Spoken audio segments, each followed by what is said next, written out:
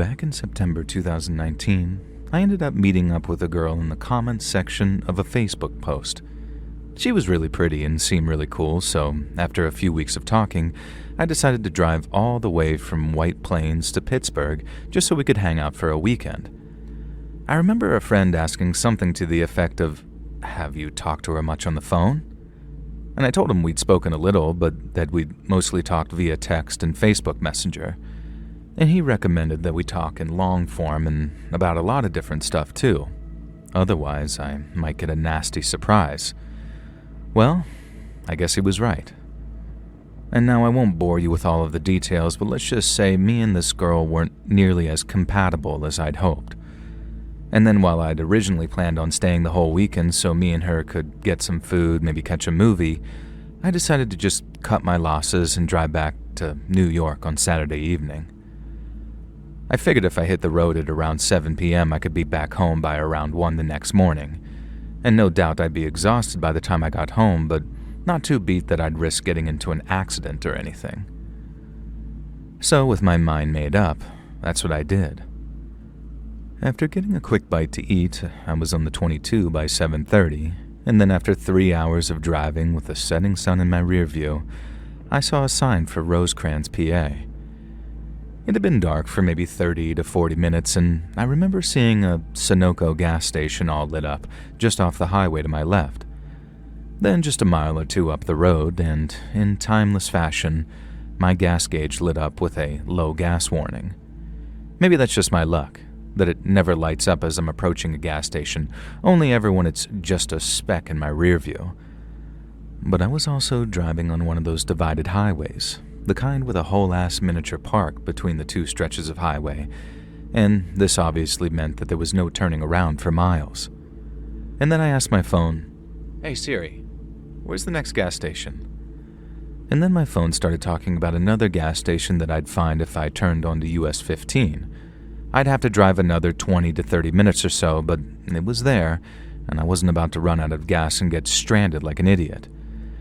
And I remember checking the highway ahead of me and not seeing any other cars behind me or ahead of me, so I thought it was safe to actually look at my phone screen to make sure that I'd take the right turn.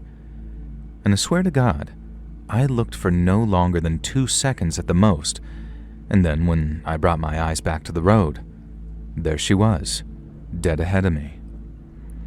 I slammed on my brakes, almost giving myself whiplash in the process, but I kept control of my car. The girl went from being a faintly lit shape on the furthest and dimmest reaches of my headlights to being only 5 feet in front of me. And while my first instincts were to yell, "Are you effing crazy?" at her, I quickly realized why she'd been walking in the middle of the highway.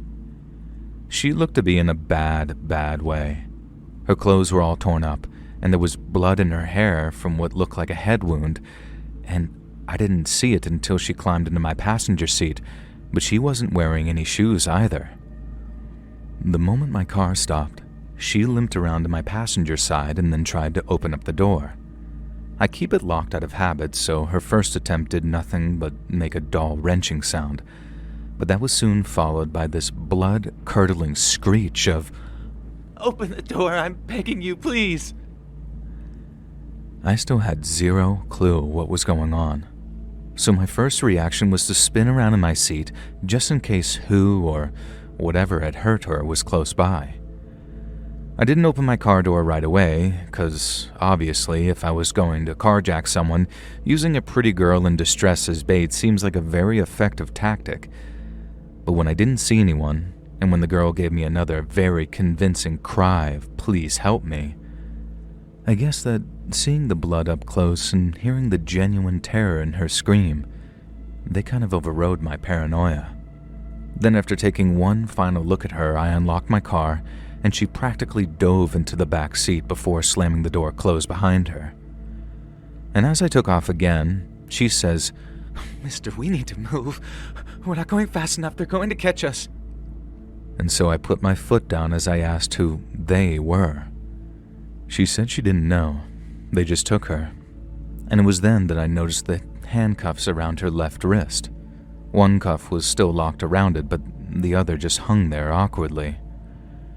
I didn't need any more information other than that. I just put my foot down and burned rubber for a few miles till I thought that we were at a safe distance.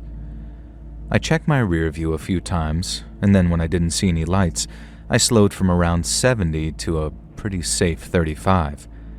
But as we started to slow, the girl started yelling. And she says, "Why are you slowing down?" And before I could even answer, she says, "Go faster, what are you doing? They're going to be following me." I'm kind of freaking out internally, but I told her there was no one in sight, and we also wouldn't be going anywhere if a cop came the other way and caught us doing a buck and change. But then she says, "You don't get it. We want the cops. If those guys catch me, they'll kill you too." And I guess when you think about it, I didn't doubt that. If whoever she was talking about had been willing to handcuff her before trying to crack her head open, I have no doubt that they'd put a bullet in me to get her back.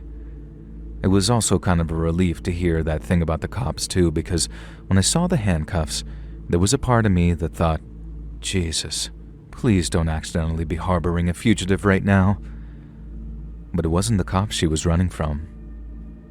I sped up a little, pushing things back up to 60 plus so we were moving without breaking any speed limits. And then I was checking my rear view every other second, expecting a pair of headlights to appear. And that's when I remembered my goddamn gas tank and how it was almost empty. As you can imagine, the girl was not excited when I told her that we needed to stop for gas at the next town. She didn't want to believe it at first, that the driver she thought was going to save her had a fuel gauge in the red, and she started freaking out in the passenger seat, screaming the F word over and over until I managed to talk her down. I put my foot down again, picked up some speed, and then told her to call the cops and tell them to meet us at that gas station that we were about to pull to. The girl grabbed my phone from the dash and called 911, and then over the next minute or so, I listened to what she said and got a little more info on what had happened. She didn't go into too much detail, but after telling the cops where we were going, she explained to the dispatcher that she'd been kidnapped, taken someplace out in the woods, then handcuffed to a metal pipe which she'd broken to get free. She said, "I don't know a lot, so I'm assuming in response to questions like who were they or where exactly are you right now." But I also learned that she'd been held for a couple of days by that point, and whoever had been holding her captive had done some disgusting and evil stuff to her. It was no coincidence that when she started detailing some of the stuff she'd endured, I noticed my speed gauge creeping up to 75. It was making my skin want to crawl off my bones just listening to the stuff those creeps did to her. And in my head, I guess I imagined them to look something like monsters. Little did I know, I'd be meeting them sooner than I thought.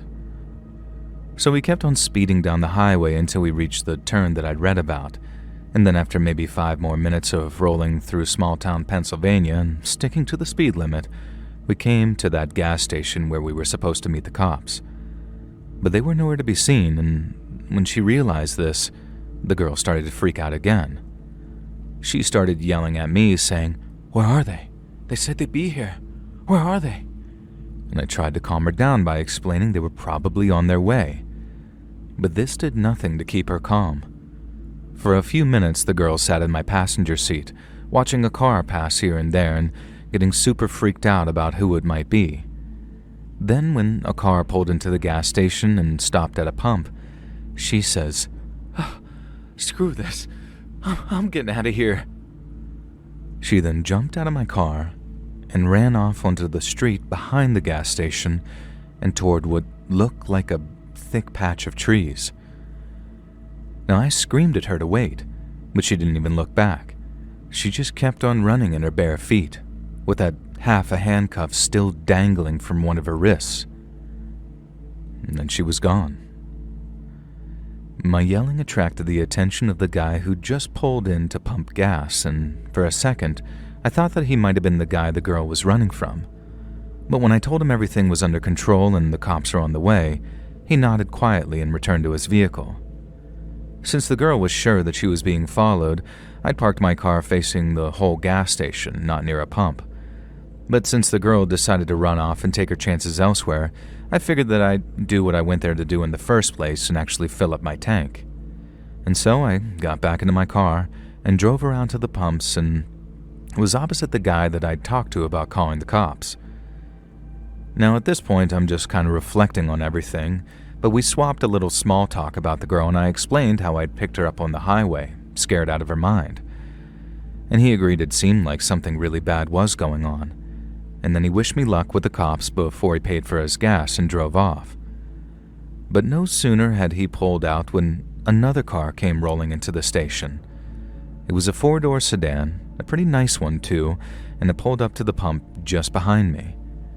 3 men then got out, all real regular-looking guys, probably in their 40s or 50s, and then instead of pumping gas or walking over to the store to buy snacks, they started looking around the area like they were searching for something, or maybe someone. I'm keeping one eye on my gas pump and one eye on the guys that just pulled up, and then suddenly, the oldest of the 3 says, "Hey, you haven't seen a little lady walking around here, would you?" Now, I've always been a really bad liar, and I knew a straight no probably wouldn't pass with this guy, so when the older guy asked me if I'd seen her, I said yes. But then, instead of telling them the whole truth, I told them a version of it. I said that I'd seen a crazy-looking broad in the middle of the highway who tried to get me to stop, but since I was pretty sure she was about to try and carjack me, I kept my door locked and drove around her and sped off.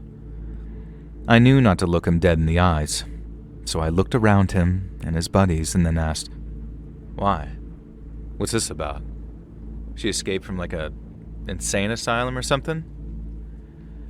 And the 3 of them just sort of laughed, and I figured that I might have, sold them on my performance.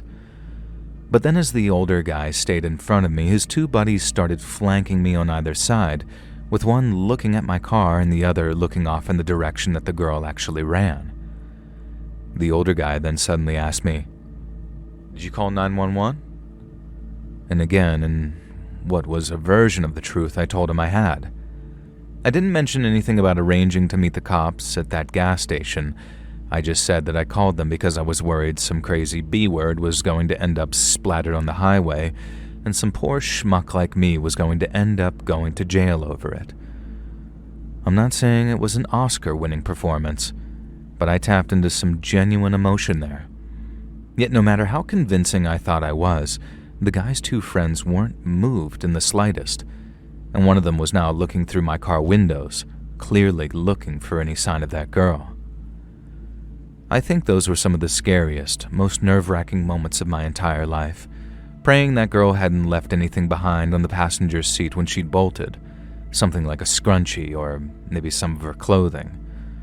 I also got terrified that I left my phone on the dash and that the guy might see a blood smear or something on that from that girl, and so you can imagine my relief when I felt the weight of it in my pocket.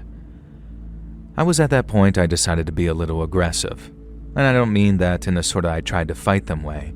It was almost like a normal person would want to know why their car was being inspected, and that's what I asked. I turned to the guy looking into my car, and was kind of rude and standoffish when I said something like, "Hey, what are you looking for, buddy?" And he looked at me, and started backing off away from the car with nothing but a smile. The older guy then said something to the effect of, "Don't mind my friend there, he's just a curious soul." Something really creepy like that, and then they made their excuses and moved on. As I went to pay for my gas, the 3 men were still walking around the gas station. They were doing it less urgently than when they'd first arrived, more subtly too, but they were still looking for that girl. I walked up and down in that store after paying for my gas, making out like I was just an indecisive snacker, and then a few minutes after, the 3 guys got back into that sedan and left. I then made myself some coffee, ate a few protein bars while I told the clerk that whole story, and then walked outside to meet the cops when they showed up maybe 20 minutes after I'd hoped they would. I repeated the story, included the part about the 3 guys showing up, and with added emphasis on how damned unnerving this all had been, like they had the girl fitted with a tracking device or something. And that sounded like a little too sci-fi for me at first, but the more I thought about that afterwards, the more it shifted into the realm of possibility. I know I was on a lonely stretch of highway, and at this point it was almost 11 p.m., but the fact those guys seemed to know exactly where to stop, which car she'd been in, and which direction she'd run off in, it makes me think that that might have just been the case. Even the cop that I spoke to agreed that if it was some kind of kidnapping situation, the girl could have been fitted with some kind of tracking device, most probably in the handcuffs that she was still wearing when she got into my car. And before he left, one of the cops thanked me for calling it in and added that even though it had been a stressful and potentially traumatic situation, getting the police involved was the right thing to do, and meant that we were one step closer to bringing everyone involved to justice. And the guys chasing the girl had potentially made a huge mistake in getting their faces and license plate on the gas station's cameras, and if it was me that had led them there, I should feel proud of myself. It was pretty cool for him to say that, and definitely made me feel a little bit better about this whole thing, but it was also just about the only thing that really did, because all my other thoughts about it were dark and more dark, and they played out on the rest of the ride home too, which was a whole 3 hours of wondering what the hell had I almost gotten myself into. I got a call from a detective a couple of days later, and after retelling that story to him with as much detail as I could remember, I asked if the girl had been found. And according to him, they hadn't found anybody but the owner of the vehicle the men had traveled in, and that basically they were still trying to figure out what the hell was going on. The detective said if he needed to ask me anything else, he'd give me a call, but that was the last I heard from him, or any Pennsylvanian cop for that matter. And I still think about that girl every now and then. I wonder who she was, who those men chasing her were, and if she ever got far enough away from them that she wouldn't have to live scared anymore.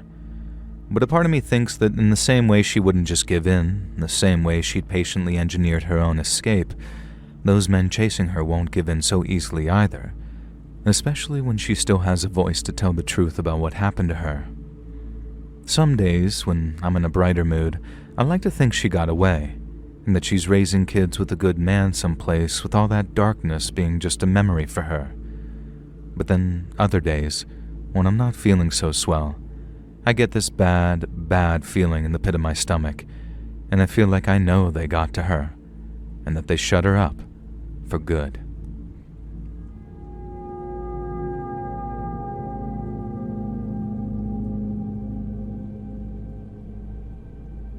My name's Nick, and I'm from England. Back in the mid-90s, when our son was still only 4, we went on a family holiday to Tuscany in Italy. My wife had found this incredible villa in a holiday brochure, which was up in the hills above a place called Lucalena. It looked like a little slice of paradise, and it was shockingly cheap compared to some of the less rural villas and apartments. So without delay, we booked it for 2 weeks, paid the fees and deposit, then counted the days into our dream holiday.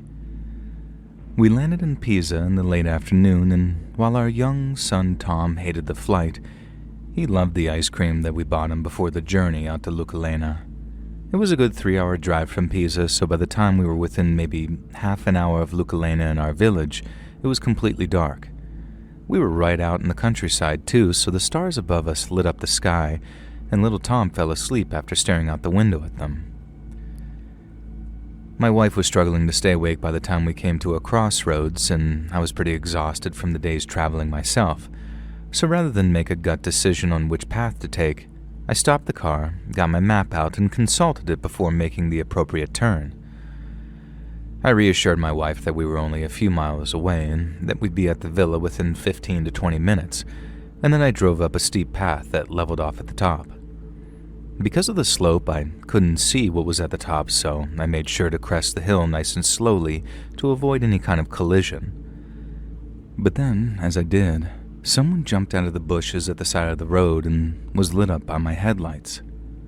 I could see that he had a long, double-barrel shotgun in his hands, and he was aiming it right at me.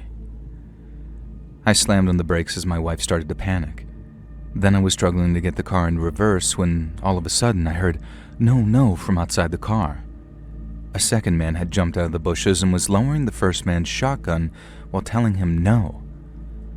They both shot us a look of horror, realizing we were not who they thought we were.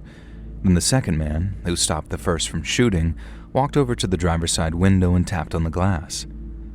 When I rolled it down, he gave me and my wife this big nervous smile as he said, "Mi dispiace molto, signore," which I knew from my Italian phrase book meant, "I'm very sorry, sir." I didn't really speak much Italian, and what little I'd learned went right out the window when that guy pointed a shotgun at me, so all I could manage in reply was, "Parle inglés?" or "Do you speak English?"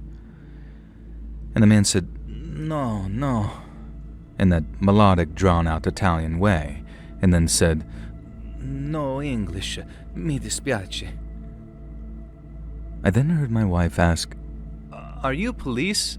Policia?" And the man replied, "Si, policia," with the same big smile on his face, and then told us, "Avanti, vai," which just means, "Come on then, move along." And we both thanked him, and by that point, Tom had woken up in the back seat and was getting very agitated, asking, "Mommy, Daddy, who are these men?" And we told him it was the police, but they had been very friendly and were letting us go. I think my wife believed them at the time, so she was very convincing and reassuring Tom that there was nothing to worry about. But me, I didn't believe a word he'd said about being the police. I didn't say anything with Tom in earshot, and I didn't want to scare him, and arriving at the villa really took the edge off too, because it was even nicer in the flesh than it was in the brochure. But then, once we gotten Tom all tucked into bed and had a few moments to settle down, I told my wife what I'd been thinking. I told her how I didn't think those men were the police. They weren't in uniform, that shotgun looked like it had come off a farm, not from a police arsenal, and they didn't even attempt to show us any badges or identification or anything like that. And she asked me, "Well, if they weren't police, who were they?" And I replied, "The mafia." My wife just sat down in bed in silence as I made my case, and when I was done, it made sense to her too.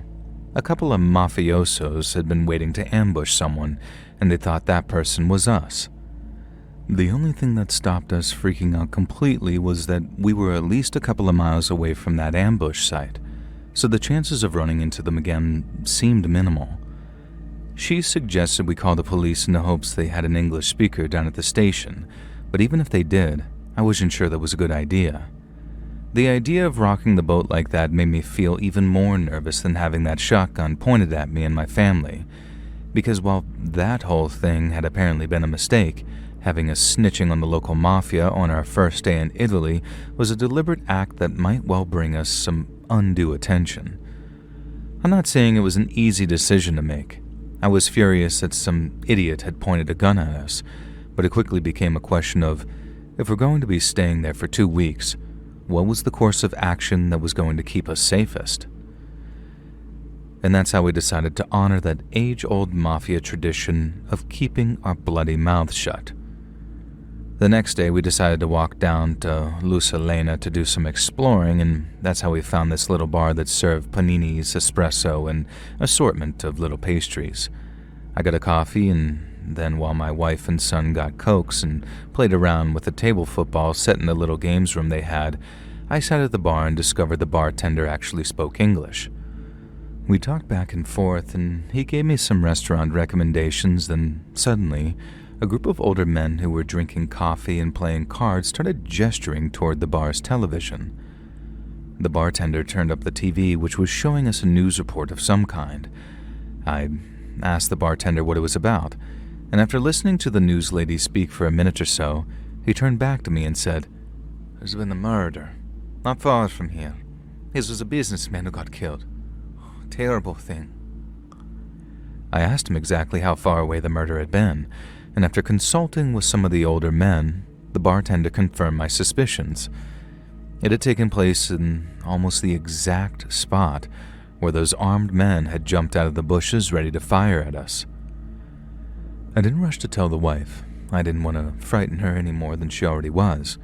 But later that day, once we were back at the villa and getting ready to head out for dinner, I told her about the murder.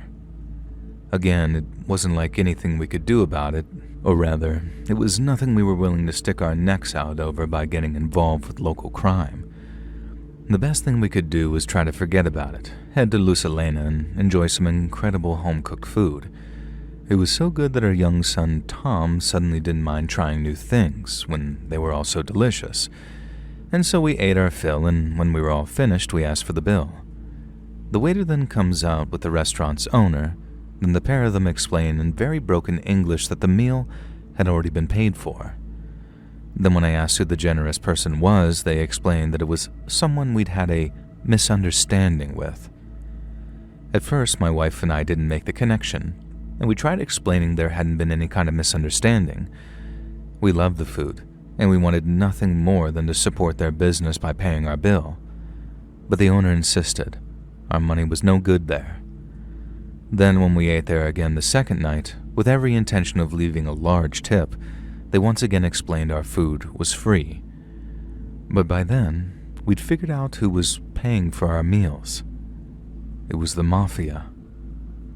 It didn't happen anywhere else, and we made sure to visit plenty of other places because we felt terrible.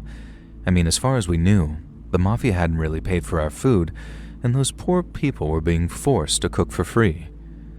But then, every time we did eat there, they seemed really happy to see us, and the waiter would always bring our gelato for our 4-year-old son without us asking for it. My wife didn't always approve of all that ice cream, but you better believe Tom did. That made us think that maybe those mafia guys really were paying the owners for all our food, and that they were running a little scam of their own and giving us as much as possible so they could claim it all back from the mafia. But since we didn't see them ever again, I suppose we'll never know. They never reached out to us, and we didn't see those 2 armed guys around the village at all. But I suppose it was probably a case of they saw us, we just didn't see them. It was an amazing but very intense holiday. But the next time we visited Italy, we went to a completely different part of the country and had no repeat encounters with any nocturnal assassins. We had to pay for all our meals, which my wallet definitely wasn't thanking me for, but we still found that second holiday much more relaxing than the first.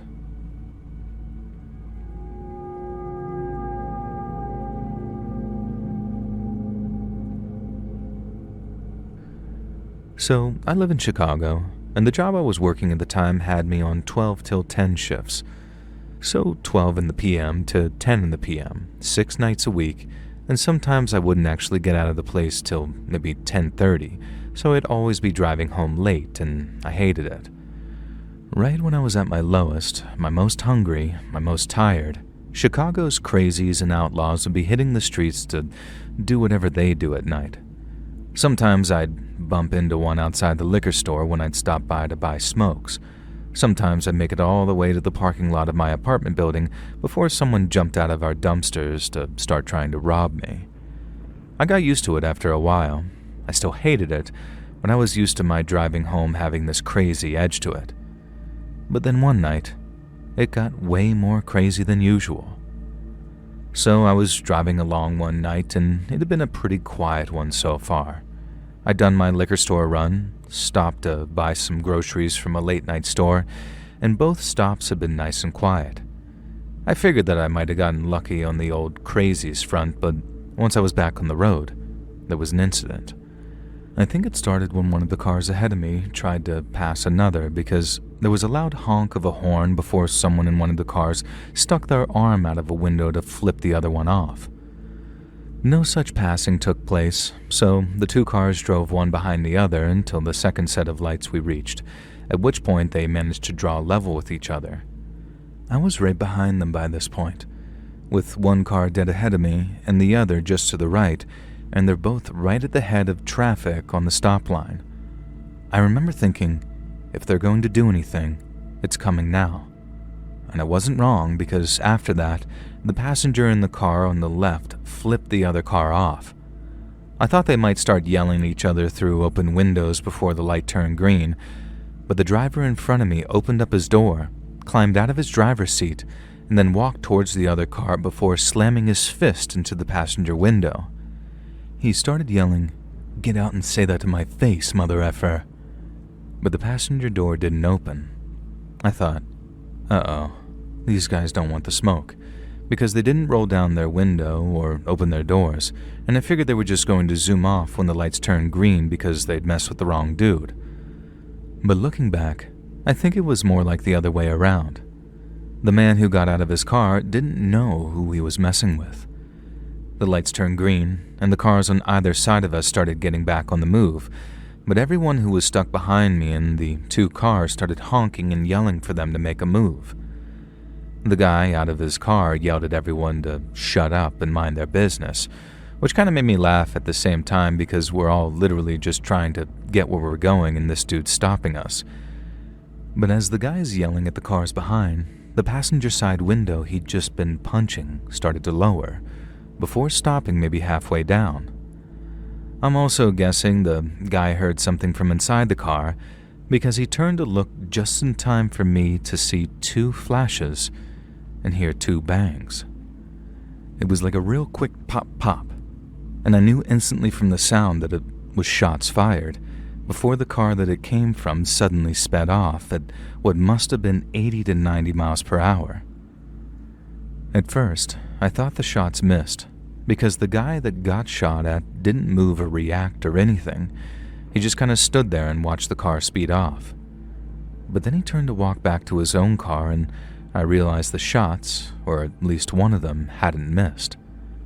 The guy looked fine, but then, like I said, he turned, and I saw the shots had carved away a huge section of skin and muscle around what I'm guessing was his right eye. He kind of staggered as he walked, with all this blood pouring out of his head, and then I remember how he put a hand up to his head and saw the blood on his hand when he pulled it away. If that was me, I'd have been freaking out, but the guy barely even reacted.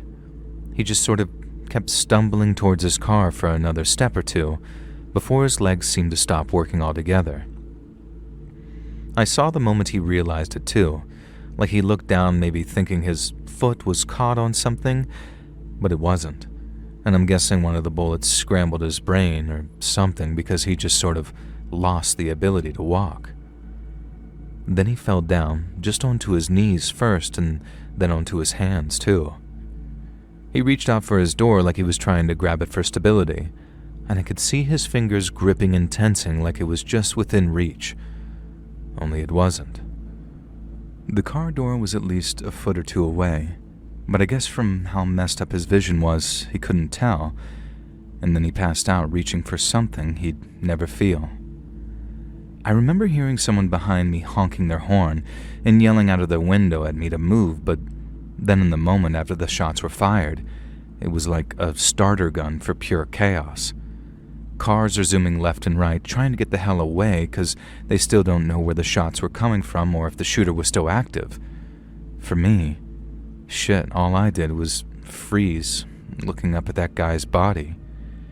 You could see bone, like a pinky white underneath the flesh that had been ripped away by either one or both of the bullets, and blood was pouring from what looked like a hole in his skull. It was probably one of the worst things I'd ever seen, but I couldn't look away. And I ended up calling 911 and joined a bunch of people who'd walked out from the sidewalk to see if they could help the guy, but we could all see how bad he was hurt, and I think he was dead by the time the EMTs got him on a stretcher. I told the cops everything I'd seen, but I hadn't managed to get the shooter's license plate either. Or I mean, the car that had the shooter in its passenger seat. After that, I was free to go, but it wasn't over for me, not by a long shot. I had a couple of nightmares where I'd see the guy's face all messed up like it was, and I didn't realize how badly the thing had me messed up until I ended up getting super sick. I wasn't sleeping properly, and I wasn't eating well, and I wasn't getting outside enough. And I guess after a while it all came to a head, and I ended up talking to a girl I knew about it who recommended therapy. And I can't say it worked wonders for me, like it definitely wasn't just a couple of appointments and then I was cured. But it definitely helped me rationalize things, and over time, it helped me get to the stage where I could finally start living normally again.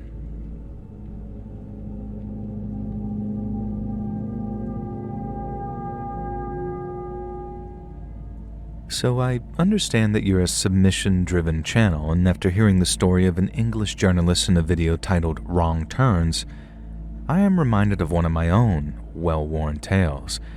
You see, although I have long since retired, I too worked as a member of the press, and from the late 1960s to the early 2000s, I wrote dispatches for the likes of the Times, the BBC, and the Associated Press.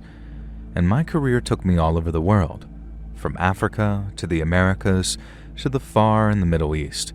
But perhaps no place on earth has affected me more acutely than the one I'll write about today. And that place is Afghanistan. So on Christmas Eve of 1979, and after a period of political instability for their marionettes in the Afghan government, Soviet paratroopers jumped from the skies over Kabul and captured the capital's airport. The next day, the Soviets confirmed what the world already knew. They invaded Afghanistan and they were there to stay. My colleagues and I were gripped, and for two reasons. The first was that if Afghanistan fell, the Soviets had almost unimpeded access to India, a nation they'd been courting away from the West for quite some time. And for the second was all of the empires and great powers that had tried to subdue Afghanistan, not a single one had achieved its long-term goals of controlling it. The Persians tried, the Greeks tried, then the Mongols, and the British tried, on 3 separate occasions in the case of the latter. But no one ever managed to conquer what became known as the graveyard of empires. Then again, the Mongols only had steppe ponies, not thousands of cutting-edge battle tanks, and so at first, all bets were on for the Soviets. But it's a good thing they weren't made with a bookmaker, otherwise a lot of people would have lost a lot of money. At first, rural resistance melted away in the face of the Soviets' overwhelmingly superior firepower. But as the spring fighting season kicked off in March of 1980, the native Mujahideen, which roughly translates to holy warriors, came back with a vengeance, quite literally in some cases. As ambushes on Soviet convoys increased, the country they'd once declared conquered didn't quite seem so conquered anymore. And as 1981 rolled into 1982, Soviet casualty numbers kept on rising.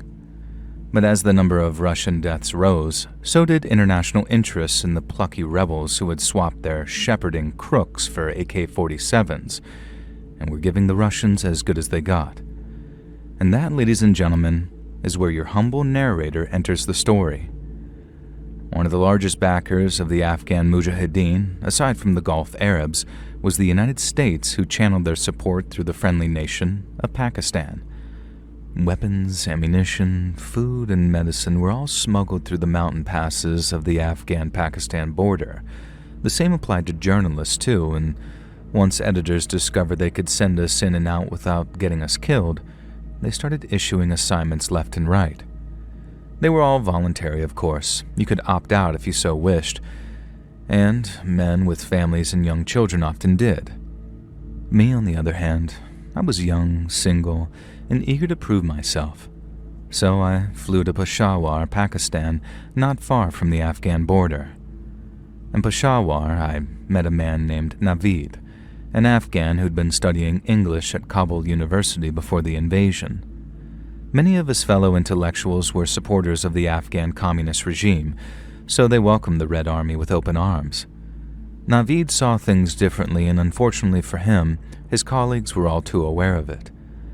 Naveed fled Kabul once people started getting arrested, and he joined the Mujahideen. But since he spoke English almost fluently, he was of much better use in the rear with a telephone than on the front lines with an AK-47. His job was to be the Mujahideen's mouthpiece in garnering international support for their cause, and as a result, he was well known among the many Afghan refugees taking shelter in Peshawar. When I first arrived, Naveed took me to an Afghan chai khana, which translates as tea house, where many of the country's refugees congregated. He introduced me to a woman who lost all 7 of her children when Soviet helicopter gunships targeted her village. She was a broken woman, dead behind those eyes, who claimed the only thing keeping her alive was the hope of seeing the communists driven from her homeland. I met several other people with similar stories, people who'd borne the brunt of their occupiers' attempt to drag Afghanistan into their unholy empire. At the end of the day, Naveed asked if I was ready to meet the people fighting for those refugees and for their right to return. I'd never been more ready for anything in my life, so the next morning, we began planning our journey into Afghanistan. Naveed told me that Soviet helicopters patrolled the border regions by day, meaning we had no choice but to travel by night if we wanted to avoid them. But crossing the borders by night was potentially even more dangerous than crossing by day. It wasn't just the Mujahideen or Spetsnaz operatives we'd have to be careful of either. Bandits roamed the areas which were prone to landslides, and the mountains are also home to wolves, bears, and snow leopards, all of which would be only too happy to make a meal out of stranded motorists. There was a bloody good chance we'd end up stranded too, as the only car Naveed could get his hands on was an old Tajik jalopy that only seemed to start after Naveed said a complex series of prayerful invocations. But even with everything stacked against us, there was no way that I was about to turn around and head home without at least trying to do my job. So that evening, once the sun was sinking low, we climbed into the car and off we went. As we drove away from Peshawar, the road rose to meet us as we drove closer and closer to the mountains. They loomed large in the distance like a family of sleeping giants, silhouetted by the orange glow of the setting sun. I drove for the first few hours since I could quite easily navigate by the remaining daylight, but then once twilight started to set in, we pulled over to the side of the road and Naveed took a turn driving. He'd been given detailed instructions to follow by his Mujahideen contact, and this route was the only one which would guarantee our safety, so it was crucial we followed said instructions to the letter. Fortunately, Naveed knew the mountain passes like the back of his hand. There was just one small problem. He was a terrible sufferer of migraines. It had been full dark for about an hour when I noticed him beginning to rub his eyes every couple of minutes, and then when he cursed under his breath, closed his eyes and began pinching the bridge of his nose, I could stay silent no longer. I asked if he was okay and if there was anything I could do to help. He explained he suffered terrible headaches, and so after giving him a couple of pills to alleviate the pain, I took over in the driver's seat for a while. But this only caused Naveed's headache to worsen. You see, as an Englishman, I was taught to drive on the left-hand side of the road. This is usually the case for those who grew up in Commonwealth countries, as they're generally taught in the style of their former compatriots. But the same cannot be said for Afghanistan. Afghans might have inherited our love for cricket, but they did not inherit our motoring sensibilities, and every so often I'd hear Naveed in the passenger seat saying, "Mr. David, please, you must drive on the right." I'd apologize and correct myself, but in trying to follow his instructions as I peered out into the darkness beyond our headlights, I'd find my old instincts kicking in again, prompting another word of warning from Naveed. Eventually, he gave up, declaring, "Drive on whatever side you want, Mr. David, but be prepared for heaven if you stray for the right." I tried, I really did, but habits are hard things to break, even when your personal safety is on the line, and while it didn't cause an accident, my driving may or may not have contributed to us taking a wrong turn. We first realized when Naveed gave me an instruction to make a turn. I waited for it, trundling along no faster than 10 miles an hour maybe, so I wouldn't miss it. And then I waited and waited and waited some more, but still no alternate path presented itself. I told Naveed that I think we missed the turn, or that I might have made a mistake further back and driven us down the wrong track. Every time Naveed got annoyed with me, he'd say, "God forgive me," in Arabic, and you can bet your arse he let out one hell of an astaghfirullah after I admitted to the wrong turn. If we weren't on the road the Mujahideen were expecting us to be on, we were in a very precarious position, but turning back might end up with us getting lost even further. We had to simply push on and hope Naveed started to recognize our surroundings, because if worse came to worse, we might end up running into some Russian special forces, which would be compromising to a permanent end, as they say.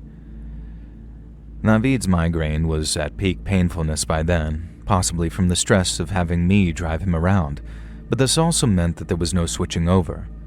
I was the driver for the foreseeable future, and unfortunately that meant driving on the left-hand side of the road. And so we pushed on, driving along winding mountain roads in almost pitched darkness, while Naveed struggled with both his migraine and navigation. I kept us going as best I could, sticking to the track and moving slowly and steadily. But then suddenly, a large floodlight burst into life ahead of us, and we were instantly blinded. I heard somebody suddenly barking at us in Pashto, a language only Naveed understood, and he started to get out of the car and then told me to follow with my hands in the air. I'd been in some very sticky situations during my career, but nothing quite as hair-raising as that. We didn't know if they were Mujahideen, government troops loyal to the Russians, bandits, or Spetsnaz operators who just so happened to have learned enough Pashto to order us out of the car. The man behind the light shouted another order once we'd slammed the doors closed. Then Naveed told me to do as he did and began walking towards the light. I remember thinking, this is it. This is how I die. Shot by some Afghan bandit for my fancy boots and sunglasses. Or perhaps tortured to death by Russian special forces, convinced I'm some kind of American spy. But after a few slow steps that dragged out into what felt like much, much longer, a voice behind the light called out a soft question that included the word Naveed. Naveed's demeanor changed instantly, like he just heard his lottery numbers called out or something.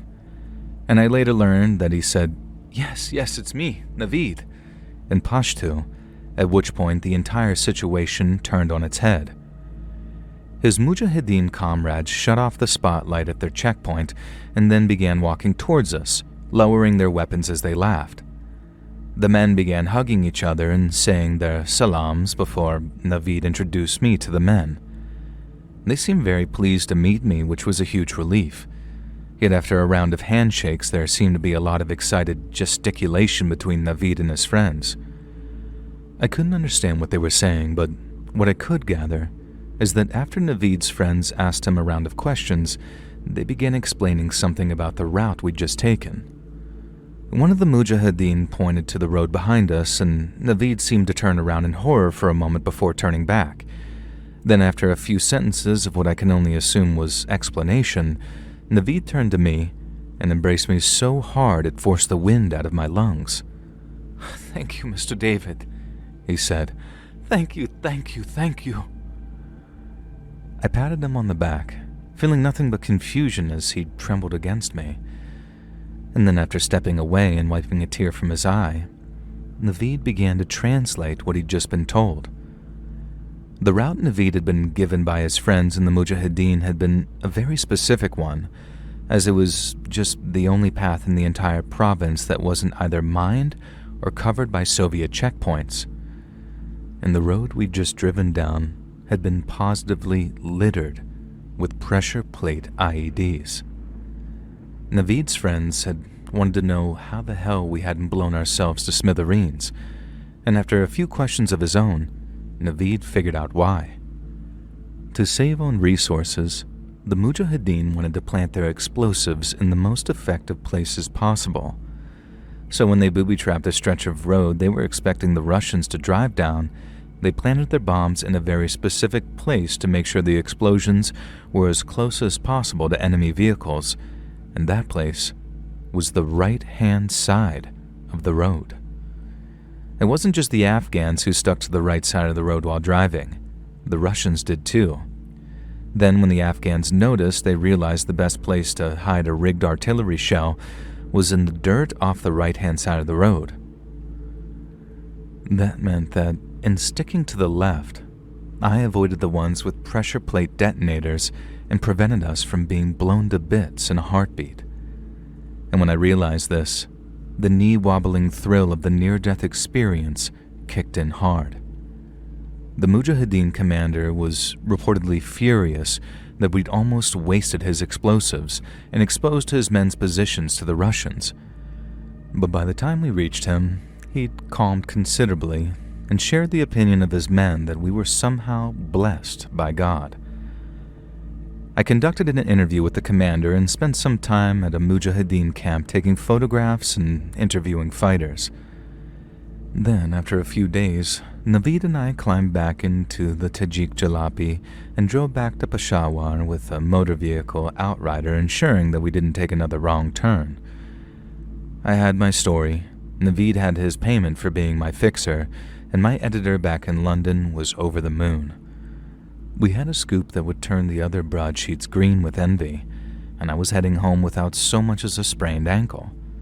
So all in all, it was a huge success, and I was free to move on to my next assignment.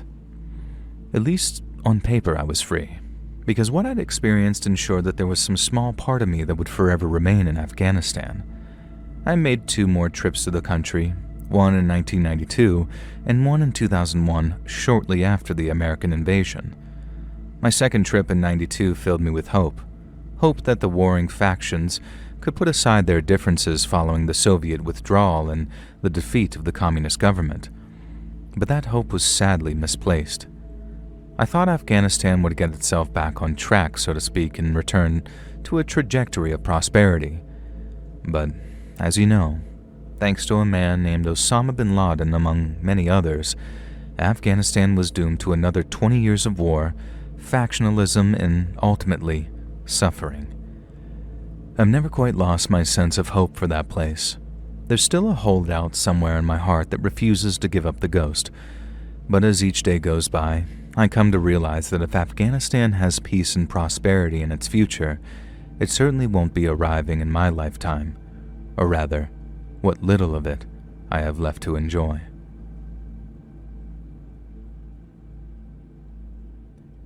Hey friends, thanks for listening. Click that notification bell to be alerted of all future narrations. I release new videos every Monday and Thursday at 9 p.m. EST, and there are super fun live streams on Sundays and Wednesday nights. If you got a story, be sure to submit them over at my email at letsreadsubmissions@gmail.com, and maybe even hear your story featured on the next video. And if you want to support me even more, grab early access to all future narrations and bonus content over on Patreon, or click that big join button to hear about the extra perks for members of the channel. And check out the Let's Read podcast, where you can hear all of these stories and big compilations, located anywhere you listen to podcasts. All links in the description below. Thanks so much, friends. And remember, if you're missing an AirPod, dig in yo butt.